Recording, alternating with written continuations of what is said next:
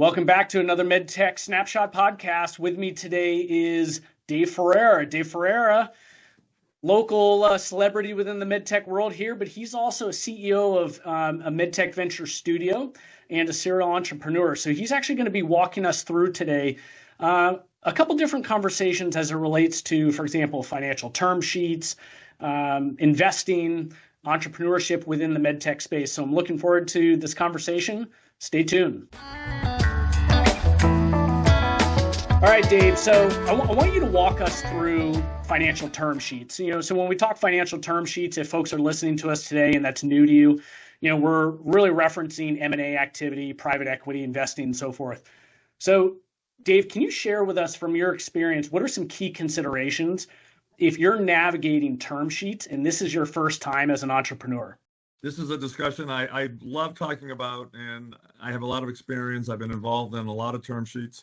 There's probably the simple term sheet and there's the more challenging, difficult term sheet. The simplest way to raise money, and a lot of people have been aware of these, is the convertible note or there's the safe. Both of these are essentially loans. So when you hear convertible note, you hear safe, you're taking a loan. So you're investing into a loan that will convert at the next equity financing or the next change in control. And the notes and safes, they'll usually come with a discount as it converts. There'll be a certain term, there might be a cap. These are all very, very simple. These are probably 1 to 2 page maximum documents. Very, very simple. Anyone can read it, but just know it's a loan that is occurring. Now, when you do an equity financing, you're selling a security.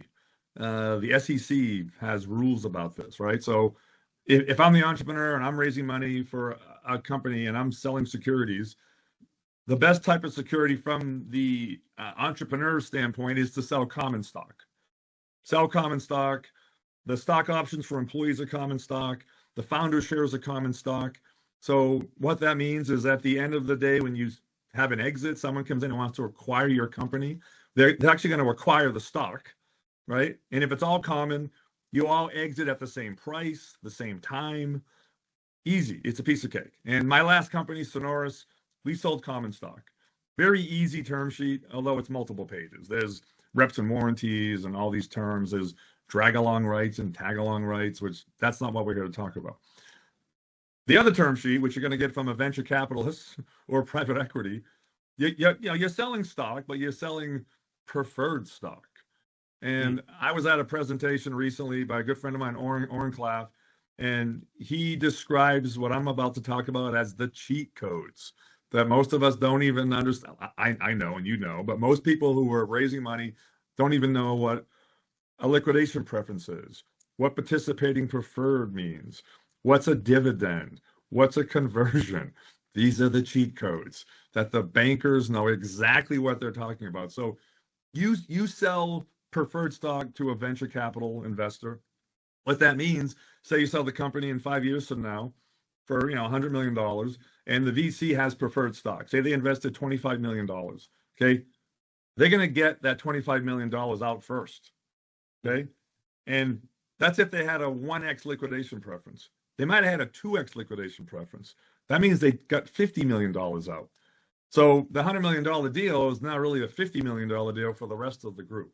Now that $25 million converts, that's called the conversion clause. That converts into common stock. Remember, the rest of us already had common stock. So now the common stock pool just increased. So the $50 million gets divided not just amongst, say, 1 million shares. It could be 2 million shares now. So it just got diluted by 50%. That's their conversion. That's their second hit. Now, before all this happens, they probably had a dividend. The dividend is a fancy word for an interest rate. It's also a loan. So the $25 million that they gave as an investment is also loaned to you. Could be 6, 8, 9%. So they're getting that annually. Okay? So they're getting 3 hits right there. Those are the cheat codes. So when you're going into an equity investment, the safe, the convertible note, easy peasy, piece of cake, converts at a discount. That's how they lure you in, which is actually nice.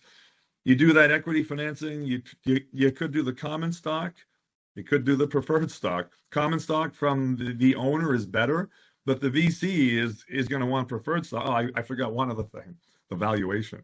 So say you're raising money and you're like, we've hit our seed milestones. I'm going for a Series A. I want to raise $15 million. Let's say a $30 million pre-money valuation. The VC is going to say 30 million pre-money. I'm going to knock that down to 20 million pre-money because the lower the valuation, when they invest, the more stock they get. So they want to invest at a much lower valuation. You want to invest at a higher valuation. So the VC is going to set the terms. They're going to set the valuation. They're always going to take a preferred stock. They're going to add on 1, 2, 3x liquidation preference, depending on how well they believe in the team. It's going to convert to common, and they're going to get a dividend. I think those are 5 cheat codes. So beware and be careful.